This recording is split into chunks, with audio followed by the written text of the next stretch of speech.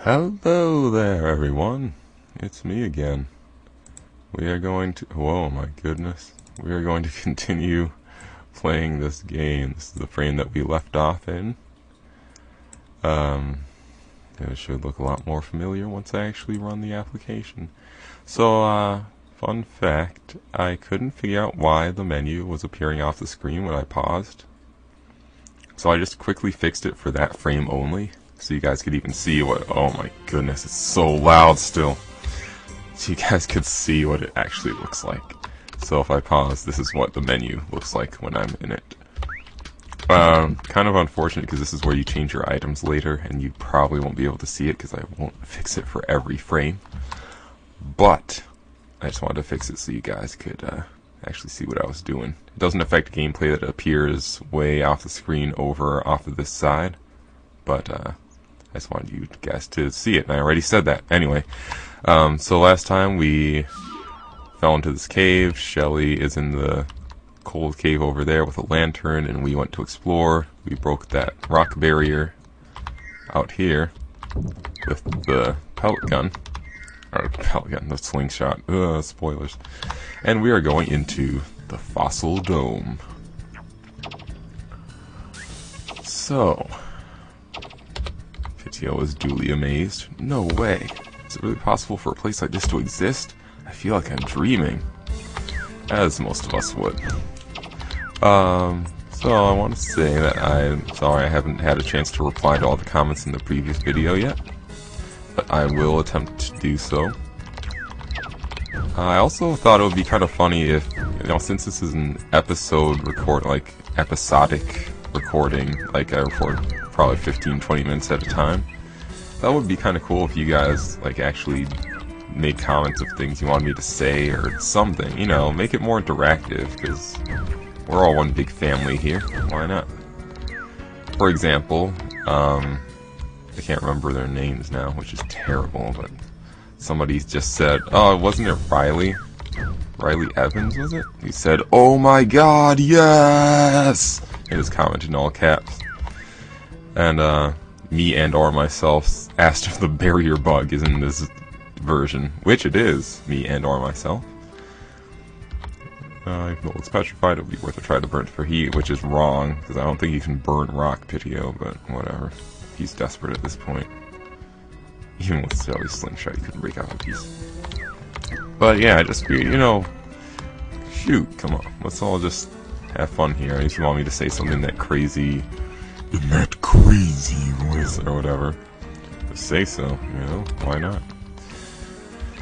So here we have a really interesting gameplay element. Boy, that was cheaply done. That guy just going onto the thing. It was intended to show you that you can ride those, which I guess it whoa, oops, it kind of does, but still is not entirely well done. This is a really hard jump too. I don't know why I made that so difficult, because this is the first area in the entire game. So you shoot these things and they charge up and then shoot out one of those things. Pretty simple gameplay element, but nonetheless, at the time it was pretty groundbreaking for me. This is kind of weird. This is like the only part where in the game where this kind of thing happens. Like there are all these spikes that just come up. They're random every time. Like they all have a different order every time you load up this room, but they always repeat the same pattern. Like every time you're in the room, if that makes any sense. And this is a really simple puzzle. Had a lot of Metroid Prime influence. And you'll see why in a second, like the biggest one. You're just supposed to make all these switches flip at the same time. And this door is blocked. You walk into it, you get hurt. So you have to do this. So obviously you just do something like that. And that little dun dun dun sound was pretty much a ripoff of dun dun dun dun in Metroid Prime games. This room's really brutal. I don't know what I was thinking here. Honestly, it's way too difficult. So the sign says holding down when landing on a spring shell will prevent you from bouncing. So basically if you land on it, you're not holding down, it'll bounce you up. If you hold down, you won't bounce. Oh, I didn't even know you could examine this thing. Forgot about that entirely. Didn't even read that on my practice run. And of course these things don't work, so it just went into the wall.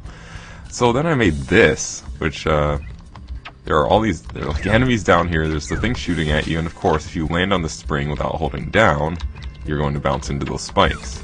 So you have to like do this really weird control thing to like hold down when you jump and then aim at it and shoot, and then hold down, jump, aim at it. It was just like, as you can see, I messed it up. So it's like, really? This is supposed to be like a tutorial level or area. Aren't really levels in this game. Then there are these guys. There are snails with the springs on them, so obviously if you land on them you bounce. You can't even prevent it by holding down, actually. And if they run into you for a certain amount of time, they'll just immediately bounce you up. And of course there are spikes on the ceiling everywhere. So the pattern's pretty easy, you just do that, but if you're new to the game, it might not be so easy for you. And then of course I took mercy on the player here by making this health generator. Basically just keep shooting it. And there's no real easy way to do it unless you stand here and shoot like crazy. Pretty much restores like 3 hit points completely. Never did explain that actually. This little bar under here works the same way as in the demo, but when this fills up, you get an extra hit point. This is another room that was just like kind of stupidly difficult for being the first area. All these flied or fossil gnats or whatever I named them. Just to keep appearing over and over, and you just gotta survive. But, I mean, you know, obviously I programmed it so I know exactly how it works. Like, there's something, actually an invisible object that goes around the room continuously really fast, and every so many seconds or milliseconds it creates one of those at that point going directly at Pitio.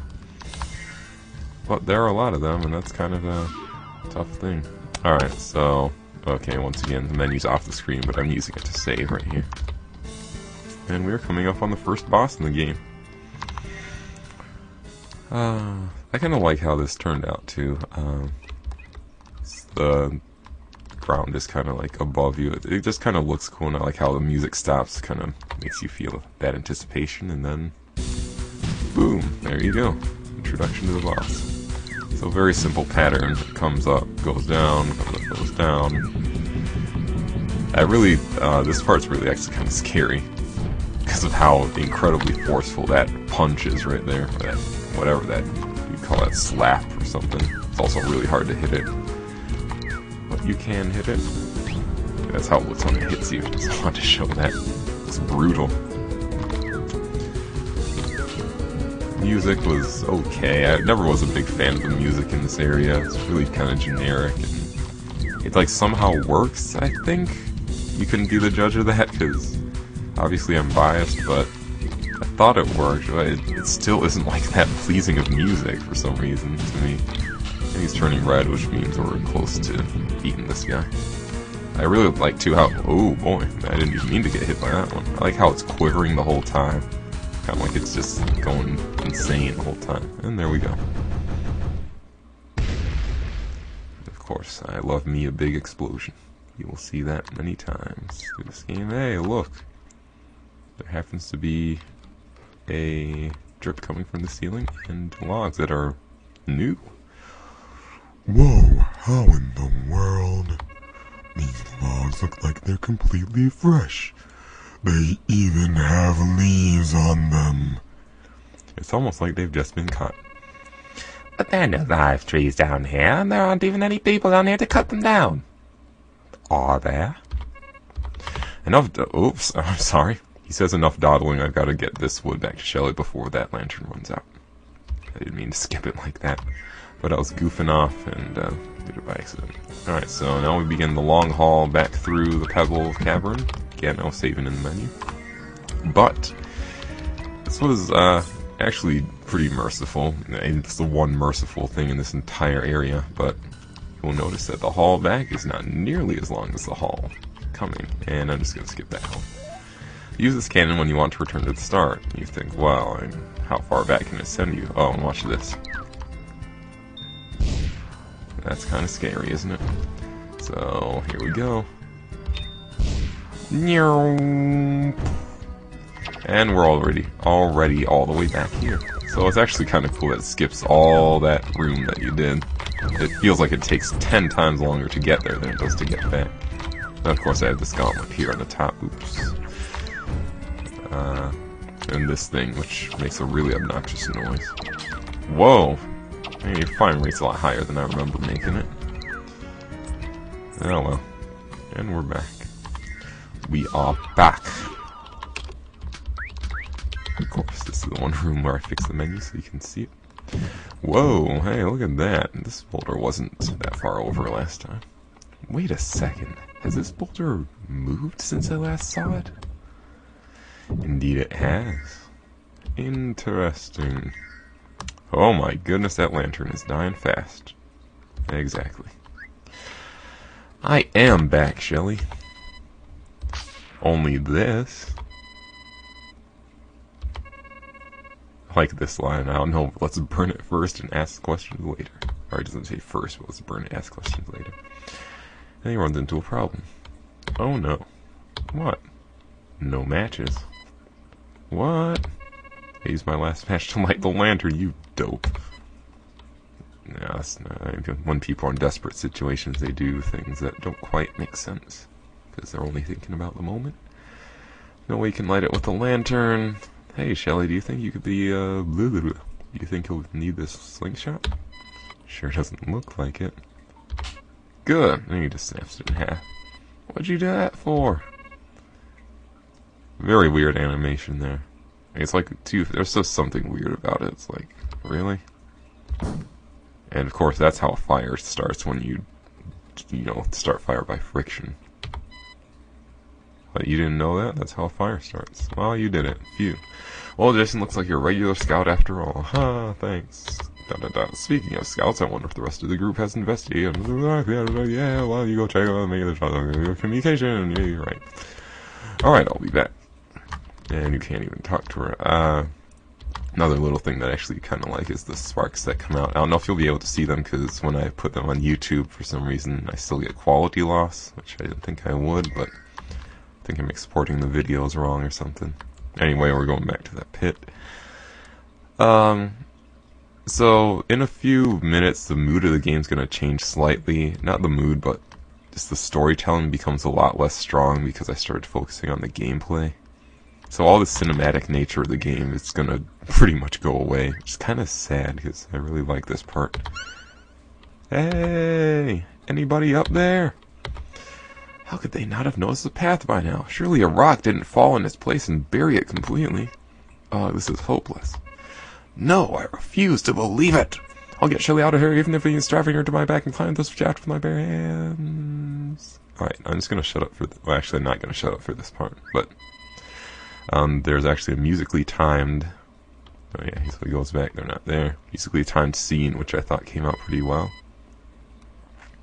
Oh my goodness, I forgot about that line. She was not supposed to be smiling when she said that. So they're all saying that they're probably making out or whatever, you know, kids.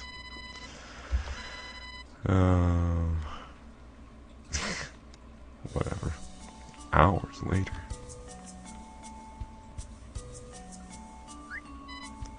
Anything yet?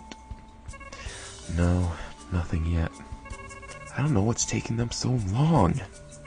They should have noticed the path under the rock by now. Hey! Where'd you get that? Or find that? Blast. It was in your backpack. Flee from the beginning. Huh, I wonder how that got in there. Too bad I'll never be seeing another one of these again. What? And the worst part is, my parents and friends will never even know what happened to me. Hey, don't talk like that. We'll get out of here. I know we will. I promise. I promise you, buy this leaf. Huh? I make a promise by this leaf that it won't be the last one you see. That you'll see trees full of them swaying in the breeze. And you'll watch them turn beautiful shades of red and be carried by the wind in the fall. Trust me, Shelly, nobody's going to die in this cave. Not you, not me. We may have got into quite a fix, but we can get through it if we just work together and rely on each other. Okay? I really like that part. Thanks, Jason. Now get some rest.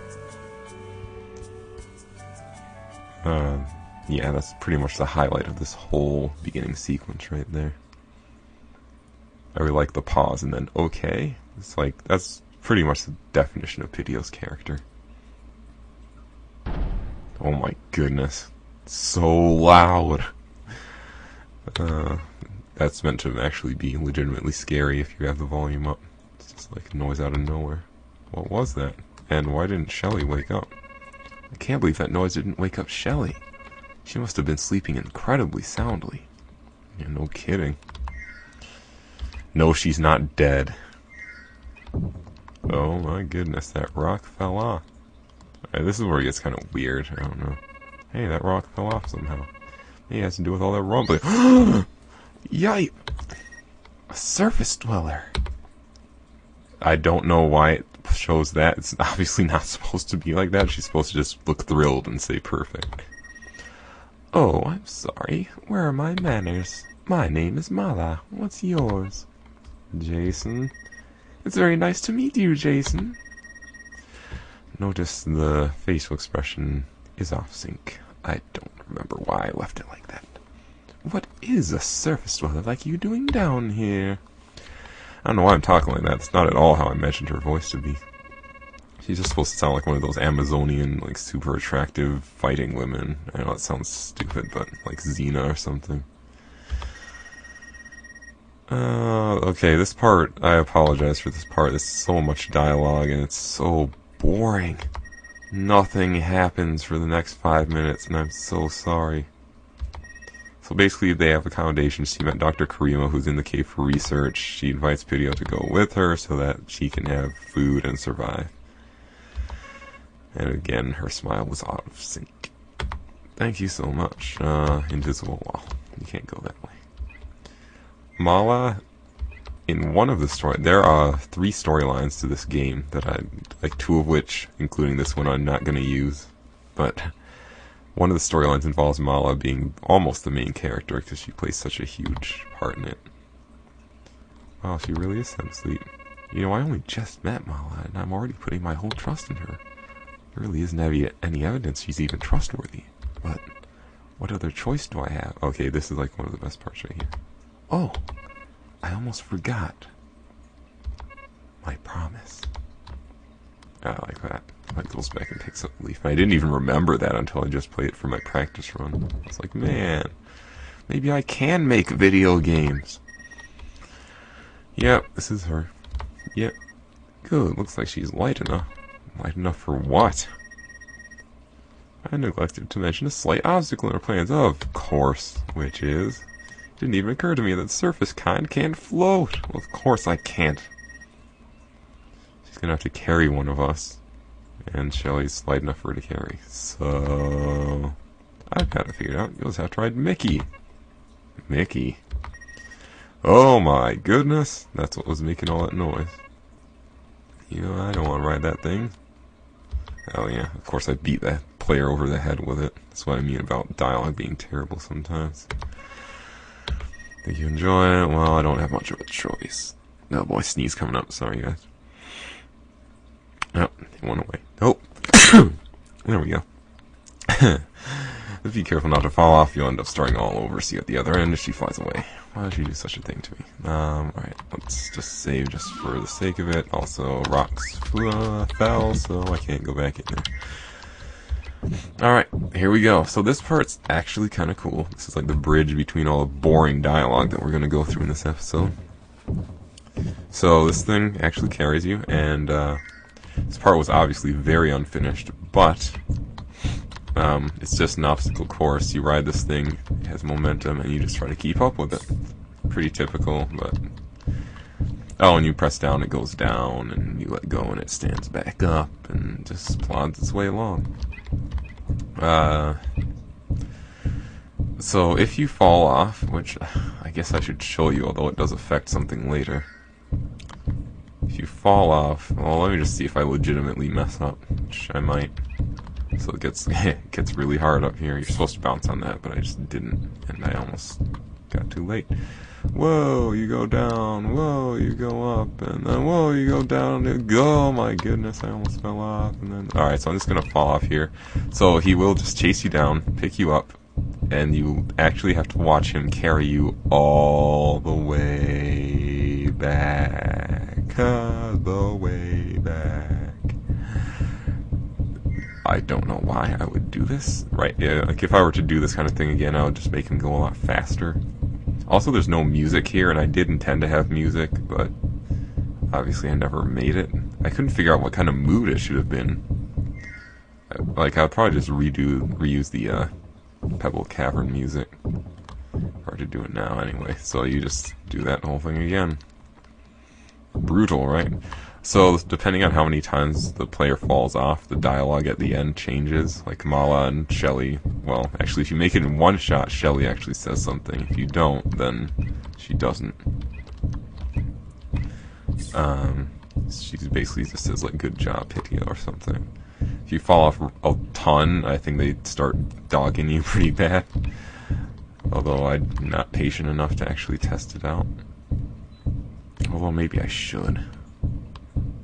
Nah, I just want to get through this. I'm sorry. But, I don't know, maybe I'll show it in some sort of, like, bonus clip at some point. Anyway, yeah, it's pretty self-explanatory now. Just gotta ride this thing and get through it. How are all you guys doing?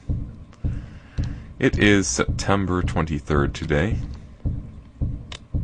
It was warmish and it's getting colder because the cold front's coming through where I live. Upper Midwest kind of area. I like this part because it's like, oh no, there's not enough time. But there is always enough time. Well, not always. If you're really far behind, you won't make it.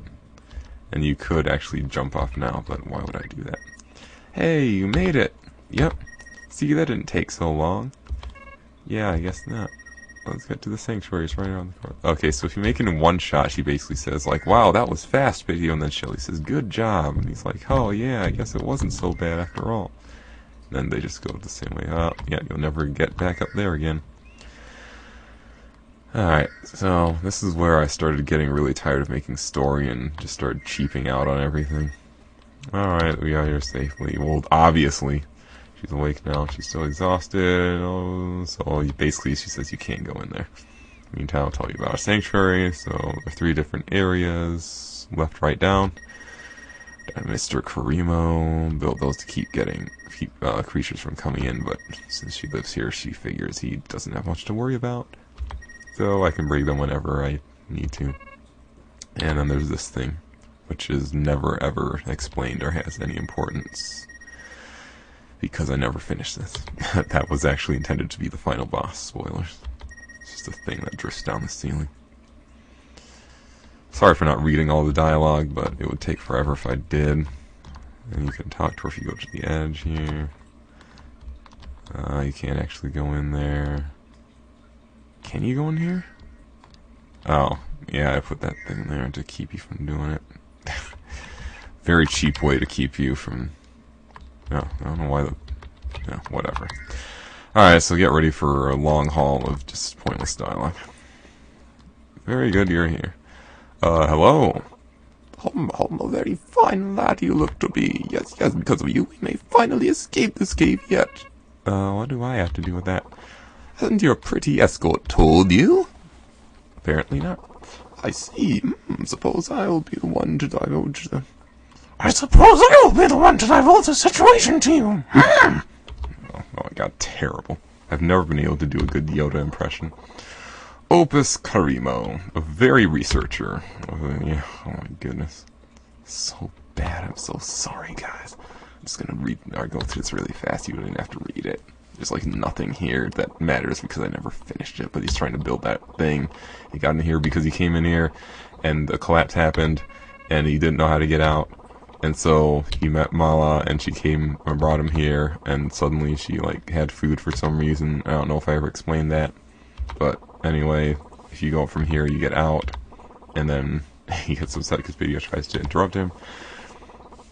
But he's like too fat for Mala to carry him apparently, so he like started to build this machine to climb up, but then he ran out of materials, and they're all around the cave, and he doesn't know how to fight, so he's gonna send you to do it. Very hacked together motivation for you to actually like, I just want to skip all this. Basically go to Mala. So yeah, that was a really poor way of motivating the player to have to do all this stuff, because you have to have some reason for the main character to, do stuff. Otherwise, there's just no point. Anyway, Pitio's feeling a little overwhelmed. And now he has to rescue everybody, and you might remember this from a trailer, or maybe not, but this was part of a trailer where she says, "Isn't he a character?" Jeez, you could say that. And of course, he already knows what he told you somehow. And, Pitio pointedly asks, "Well, you seem to know everything, why don't you just do it?" And she very cryptically says there are a few reasons, which actually would be legitimately explained if I had finished this. Find a form of self-defense out there. Alright, so let's... Oh, menu's still off the screen. Hello, Shelly. We're about to actually get to, good gameplay in a second, so just bear with me. Feeling better, even though we're going to this really weird situation, we're just suddenly okay with it. Yeah, sure, it's lucky we got to meet her. And of course, Shelly really likes her for some reason. Anyway, I better go be a hero. Bye, Shelly. And then while I was sitting down, and if I need a hint, I can come back here. How long have we been recording? Probably much longer than... Oh my goodness. No way. Alright, well I guess we're ending it here. Look at that. That's... It can't have been that long. I guess it was. Holy mackerel. Alright guys, I'm sorry, that's kind of a boring episode. That's the episode for today. Next time we will move on to actual gameplay while I headbang in here like in the trailer that was on the Daily Click, because I thought that was funny for some reason. But yeah, we'll actually get into actual levels where you do stuff and collect weapons, and it gets reasonably exciting. We'll have a boss battle next time, and other stuff. Again, looks like I never finished this top of the ceiling. Terrible. I hope you guys are doing well. Post comments, ask me to say stuff. I'll respond to it in the next video, and we'll have a good time. I love you guys. I mean, I know it's weird for a guy on the internet to say, but I do, and hope your day's going well. I hope I see you soon, and take care of yourself. Bye.